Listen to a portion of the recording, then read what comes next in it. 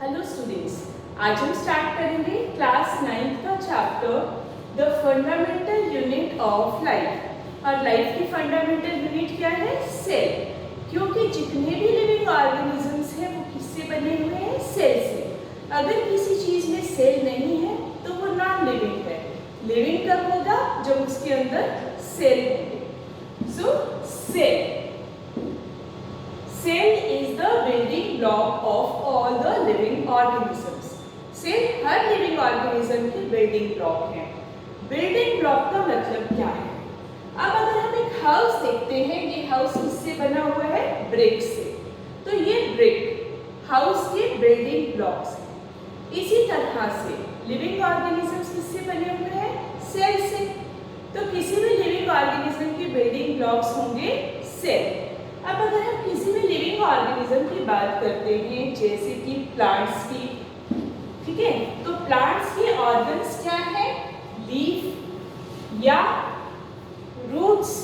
इसी तरह अगर हम एनिमल्स की बात करते हैं, ठीक है, किसी भी एनिमल की अगर हम बात करते हैं, लिविंग ऑर्गेनिजम्स हैं, इनके भी अलग अलग ऑर्गन्स हैं, बहुत सारे ऑर्गन्स, ब्रेन है, स्टमक है। हम कोई भी ऑर्गन की अगर बात करते हैं तो प्लांट्स और एनिमल्स के ऑर्गन्स किससे बने हुए हैं? सेल से।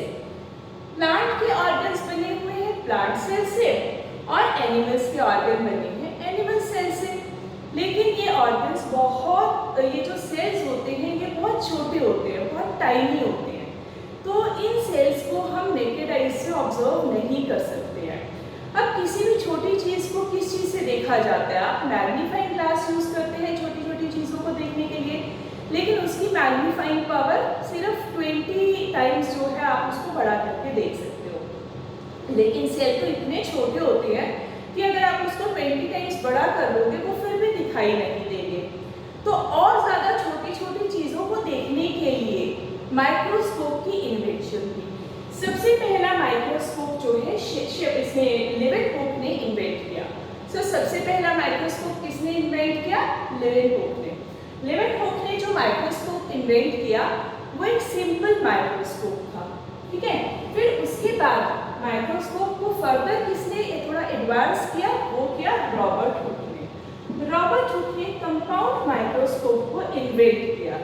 इस कंपाउंड माइक्रोस्कोप में आप देख सकते हैं इसके अंदर 2 बाइकॉन्वेक्स लेंसेज थे। अब रॉबर्ट हुक ने अपने ही बनाए हुए माइक्रोस्कोप से एक कॉक को ऑब्जर्व किया।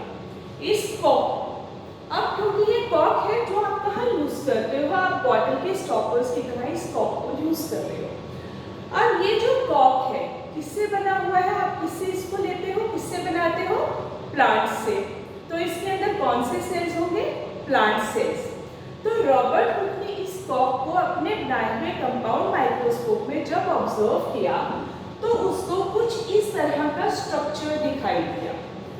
अब इस स्ट्रक्चर को उसने किसके साथ कंपेयर किया? वो इसको, ये वाला स्ट्रक्चर रॉबर्ट हुक को किससे रिजेंबल करता हुआ लगा? हनीकॉम्ब के स्ट्रक्चर से, मधुमक्खियों के छत्ते जैसा लगा। जैसे इस मधुमक्खी के छत्ते में छोटे छोटे कंपार्टमेंट्स हैं, वैसे ही छोटे छोटे कंपार्टमेंट्स इस सेल के अंदर थे, प्लांट सेल। तो इन छोटे छोटे कंपार्टमेंट्स के कारण इसने रॉबर्ट हुक ने इन्हें नाम दिया सेल। क्यों? क्योंकि सेल जो है that is derived from a Latin word cellula, और सेल्यूला का मतलब होता है लिटिल रूट। तो इसीलिए रॉबर्ट हुक ने इनको क्या नाम दिया? Cell. Cell means it is derived from the Latin word cellula which means little roots. अब इसी स्टडी को फर्दर किसने एडवांस किया? Schleiden and Schwann. जो ये भी 2 साइंटिस्ट थे। शेल्डन जो है वो एक बॉटनिस्ट था और शिवान जो है एक ज़ूलॉजिस्ट था। तो शेल्डन ने एक्सटेंसिवली स्टडी किया प्लांट्स को। जब शेल्डन ने प्लांट्स को स्टडी किया तो उसने क्या कहा, क्या ऑब्जर्व किया कि जितने भी प्लांट्स हैं they all are made up of the plant cell. और शिवान ने ऑब्जर्व किया कि जितने भी एनिमल्स होते हैं all the animals they are made up of the animal cell. Clear? तो शेल्डन और शिवान ने स्टडी को फर्दर एडवांस किया, स्टडी किया और उन्होंने ये कंक्लूड किया जो प्लांट्स और एनिमल्स हैं they are composed of cells. Schleiden ने 1838 में ऑब्जर्व किया और कहा कि जो प्लांट्स हैं they are made up of plant cell. और शेवाल ने 1839 में ये कंक्लूड किया कि जितने भी एनिमल्स हैं they are made up of the animal cell. Clear? अब इन्हीं की स्टडी को फर्दर इलैबोरेट किया वर्चाउ ने। वर्चाउ ने कहा कि कोई भी सेल कहाँ से आता है, प्री एग्जिस्टिंग सेल से। जैसे कोई यूनिसेल्युलर ऑर्गेनिज्म के अंदर एक सेल है, मल्टी सेल्युलर ऑर्गेनिज्म के अंदर बहुत सारे सेल्स हैं, तो चाहे मल्टी सेल्युलर ऑर्गेनिज्म के अंदर लाइफ कैसे स्टार्ट होती है, एक सिंगल सेल से ही स्टार्ट होती है। एक सेल डिवाइड हो जाएगा दो में, दो सेल्स डिवाइड हो जाएंगे चार सेल्स में। तो इस तरह से वो सेल्स जो है डिवाइड होते रहते हैं जब तक कि एक मल्टी सेल्युलर ऑर्गेनिज्म नहीं बन जाता। तो वर्चाउ ने कहा कि जो सेल है वो प्री एग्जिस्टिंग सेल से ही आता है, 1858 में उसने कहा। तो इन सब चीज़ों को अगर देखते हैं हम, तो हम कह सकते हैं कि जो सेल्स हैं they are the structural and functional unit of life. अब स्ट्रक्चरल का मतलब क्या है? अब अगर आप देखते हैं तो जो सेल्स हैं, बहुत सारे सेल्स हमेशा मिलके एक जैसे सेल्स मिलके बनाते हैं टिश्यूज। ठीक है, तो बहुत सारे सेल्स मिलके क्या बना देते हैं, टिश्यूज, और टिश्यूज मिलके बनाते हैं ऑर्गन है, और ऑर्गन मिलके बना देते हैं ऑर्गन सिस्टम, और बहुत सारे ऑर्गन सिस्टम मिलके बना देते हैं ऑर्गेनिज्म। तो अब हम क्या कह सकते हैं कि सेल्स जो है they will combine to form tissues will combine to form organ will combine to form organ system, and organ systems they will combine to form organism. Is this clear? तो इसी वजह से हम कह सकते हैं कि जो सेल्स हैं they are the structural unit of life. Clear? तो cell are called the structural unit of life, क्योंकि किसी भी लिविंग ऑर्गेनिज्म का स्ट्रक्चर किससे बना है, सेल्स से।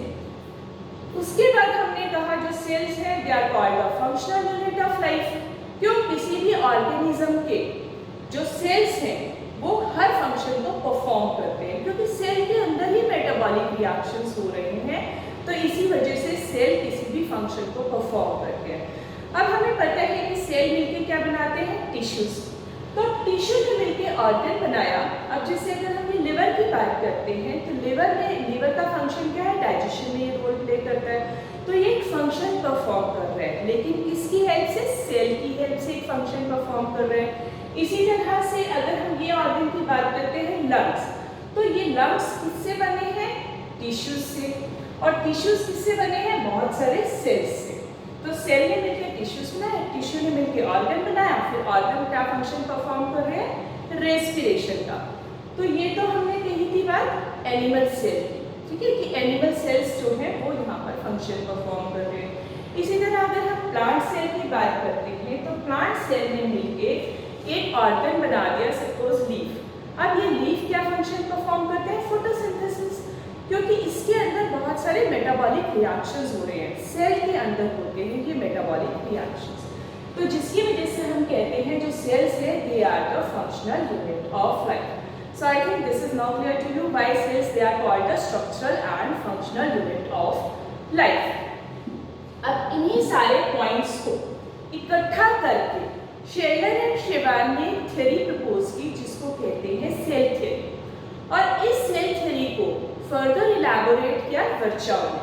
तो शेलर एंड शेवान ने प्रपोज्ड अ सेल थ्योरी। अब ये जो सेल थ्योरी के पोस्टुलेट्स हैं, कई सारे पॉइंट्स को इकट्ठा करके सेल थ्योरी प्रपोज की।